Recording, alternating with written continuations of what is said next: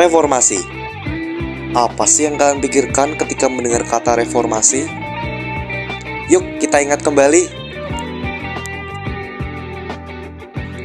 Pada tahun 1998, terjadi kerusuhan besar yang disebabkan karena krisis ekonomi.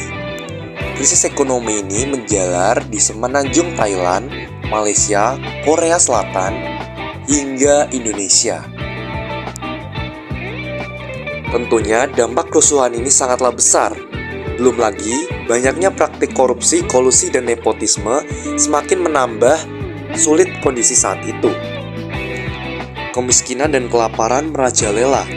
Tentunya ini semua bertentangan dengan nilai Pancasila yang membuat masyarakat marah dan puncaknya Presiden mengundurkan diri. Saya memutuskan untuk menyatakan berhenti dari jabatan saya sebagai Presiden Republik Indonesia terhitung sejak saya bacakan pernyataan ini. Hal ini kemudian yang melatar belakangi terjadinya reformasi. Kemunculan reformasi tentu membawa perubahan. Beberapa hal yang berubah secara fundamental dari reformasi pemerintahan yang sebelumnya tidak ada pada Orde Baru, seperti keterbukaan pers, penindakan terhadap setiap pelaku korupsi melalui pembentukan Komisi Pemberantasan Korupsi (KPK), dan implementasi pemerintahan yang lebih demokratis. Hal-hal tersebut dilakukan oleh Presiden Baharudin Yusuf Habibie dengan membentuk kabinet yang diberi nama Reformasi Pembangunan di tahun 1998. Pada masa rezim sebelumnya, pers mendapatkan pembungkaman dan dipaksa buat terus ngikutin segala opini pemerintah. Sehingga ketika pers melakukan penentangan, mereka tak diberikan hukuman. Dilansir dari laporan Komisi Informasi Pusat Republik Indonesia, lahirnya Undang-Undang Pers Nomor 40 Tahun 1999 menjadikan ruang pers sebagai salah satu wujud kedaulatan Indonesia. Kebebasan pers di Indonesia baru lahir setelah Orde Baru tumbang pada 1998. Dalam amandemen Undang-Undang Dasar 1945, Pasal 28F disebutkan setiap orang yang membantah dan mencari informasi untuk mengembangkan pribadi dan lingkungan sosialnya juga berhak untuk mencari, memperoleh, memiliki, menyimpan, mengolah, dan menyampaikan informasi dengan mengungkapkan segala jenis saluran yang tersedia. Kebebasan pers ini kemudian ditegaskan lagi melalui Undang-Undang Nomor 40 Tahun 1999 yang disahkan oleh B.J. Habibie. Selanjutnya di tahun yang sama, ada juga kebijakan pemisahan ABRI, yang mana memisahkan TNI dari Polri sesuai dengan misinya, yaitu TNI dari sektor pertahanan dan Polri dari sektor keamanan. Pada bulan Agustus tahun 1998, elit militer Indonesia mempertimbangkan kembali terkait adanya difungsi ABRI. Rapat yang dilakukan sejumlah direksi ABRI saat itu menghasilkan sebuah keputusan di mana difungsi ABRI tidak lagi digunakan. Langkah ini sangat fenomenal karena sudah digunakan selama 32 tahun pemerintahan Soeharto berkuasa. Pada saat yang sama, Polri memisahkan diri dari ABRI. Pemisahan ini dilaksanakan melalui Ketetapan MPR Nomor 6 Tahun 2000 tentang pemisahan TNI dan Polri. Kemudian diperkuat juga dengan Ketetapan MPR Nomor 7 Tahun 2000 tentang peran TNI dan Polri. Sejak saat itu, Polri berdikari dan nama resmi TNI kembali menjadi Tentara Nasional Indonesia atau TNI. Yang ketiga adalah dengan melaksanakan pemilu tahun 1999. Pemilu 1999 tak terlepas dari Undang-Undang Nomor 3 Tahun 1999 bentukan DPR RI bersama Presiden B.J. Habibie. Dalam hal jumlah partisipasi, partai politik sebagai peserta pemilu tahun 1999 memiliki perbedaan dengan masa Orde Baru karena menerapkan sistem multi-partai. Menurut Panitia Persiapan Pembentukan Komisi Pemilihan Umum P3KPU, setelah dilakukan verifikasi, hanya tercatat ada 48 partai politik yang terdaftar sebagai peserta pemilu tahun 1999. Selanjutnya yang keempat dan yang terakhir adalah pelaksanaan referendum Timor Timur. Pergolakan yang terjadi di Timor Timur sudah terjadi jauh sebelum Habibie menjabat sebagai presiden. Setelah lama menjadi jajahan Portugal, pada 17 Juli 1976, Timor Timur resmi menjadi Provinsi Indonesia yang ke-27. Namun integrasi ternyata nggak langsung bisa menyelesaikan masalah. Pasalnya ada banyak pihak yang menentang keputusan ini. Selain dari sejumlah golongan di Timor Timur, PBB juga nggak setuju nih sama penyatuan Timor Timur dengan Indonesia. Tekanan semakin meningkat saat negara-negara yang mulanya mendukung integrasi mulai mengubah sikapnya. Hingga 1999, PBB terus mengusulkan jajak pendapat terhadap penduduk Timor Timur yang akhirnya dilakukan oleh Presiden Habibie.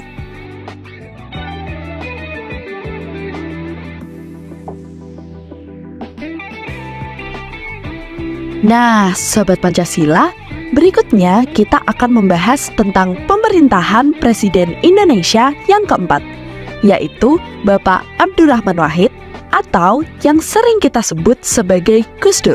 Saya bersumpah akan memenuhi kewajiban Presiden Republik Indonesia dengan sebaik-baiknya dan seadil-adilnya.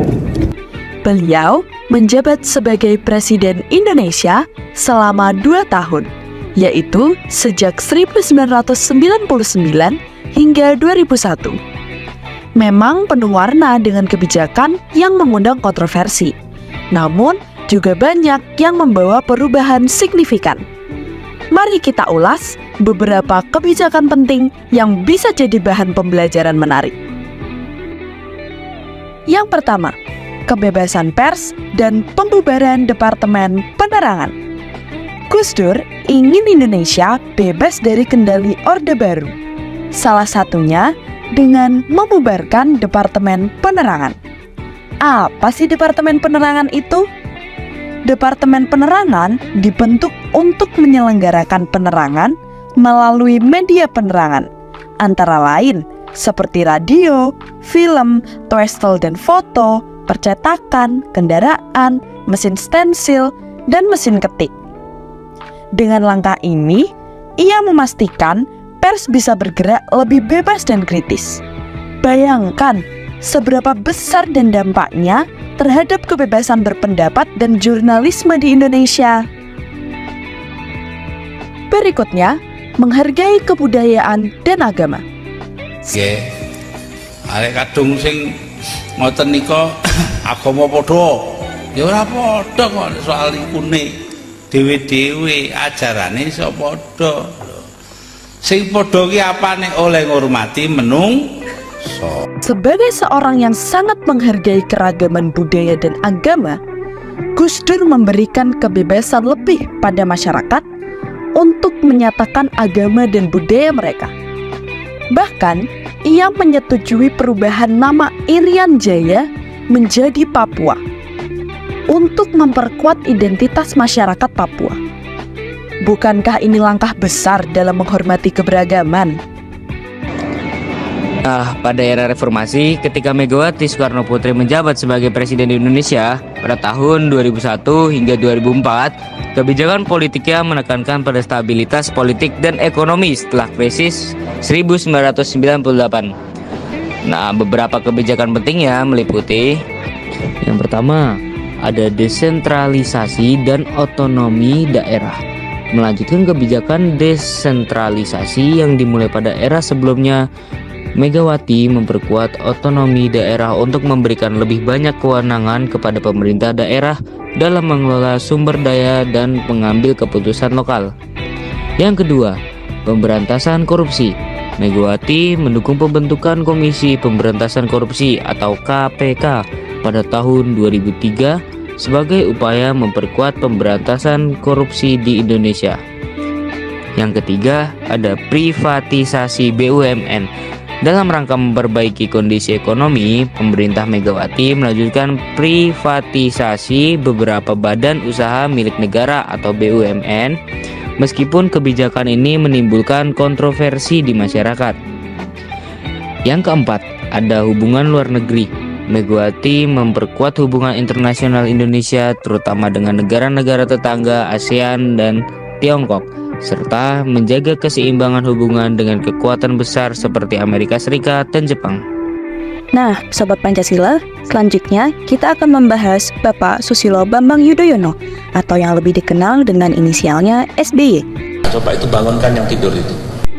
Beliau lahir 9 September 1949 dan juga merupakan Presiden Indonesia yang ke-6 yang telah menjabat sejak 20 Oktober 2004 sampai 20 Oktober 2014.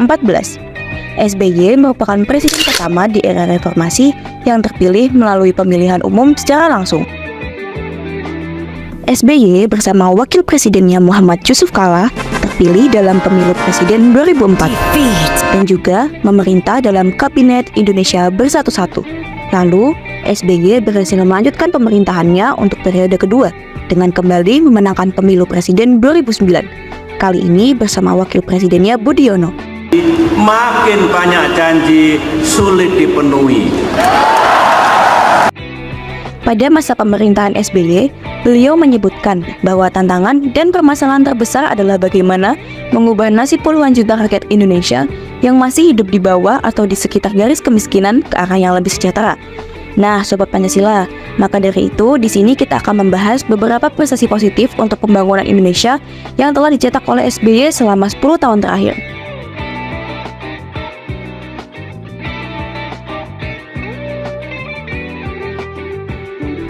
Halo Sobat Indonesia, selanjutnya kita akan melihat perjalanan kepemimpinan Presiden Joko Widodo.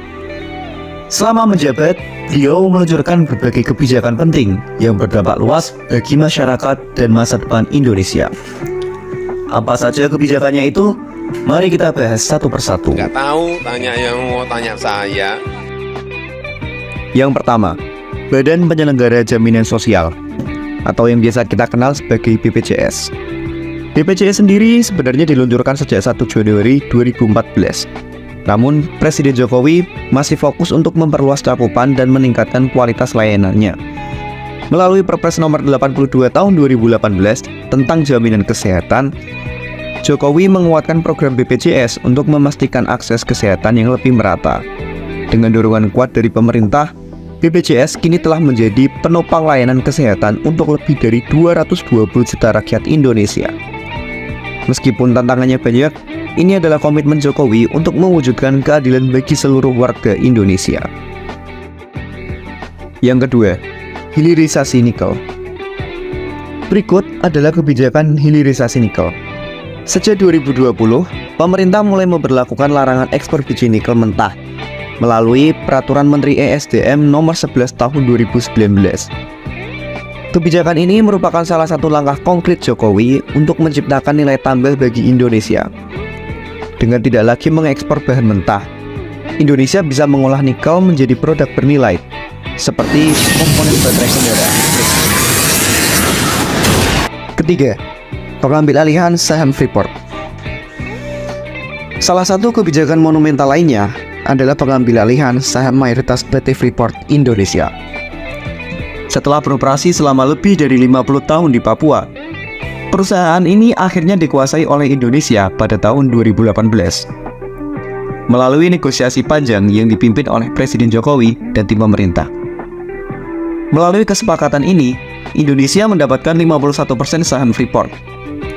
Langkah ini diwujudkan melalui Undang-Undang Nomor 4 Tahun 2009 tentang pertambangan mineral dan batu bara, yang memperkuat posisi Indonesia dalam mengelola tambang nasional. Nah, itulah beberapa kebijakan Presiden Jokowi yang telah mengubah wajah Indonesia. Dari segi kesehatan, kemandirian ekonomi, hingga infrastruktur. Semua itu untuk satu tujuan, membangun Indonesia yang lebih adil, sejahtera, dan maju. Terima kasih sudah menyimak, dan mari kita lanjutkan perjalanan bangsa ini bersama.